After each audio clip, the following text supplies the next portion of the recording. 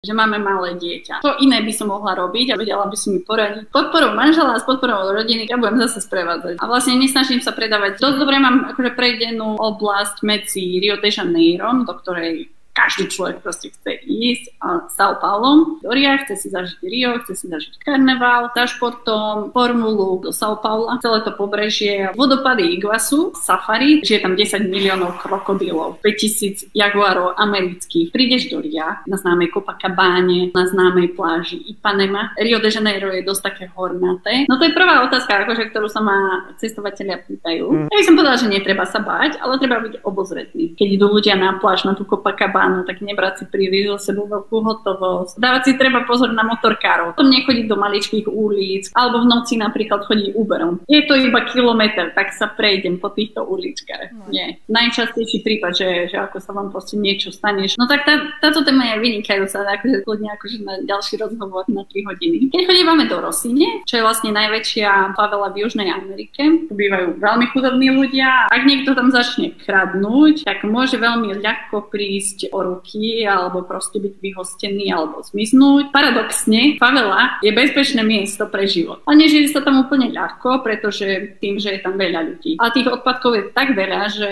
detí je tam veľa, 10% detí, tých 100 000, sú tam asi 4 alebo 5 škôl. Deti som tam vôbec nevidela žobrať. Každú favelu vlastne organizuje aj nejaký ten gang. V určitej fáze vám sprievodca povie, že tak tuto fotiť nebudeme. Tam sa nepredávajú iba sladkosti, ale tam sa predávajú aj také rôzne balíčky. A po tej 6.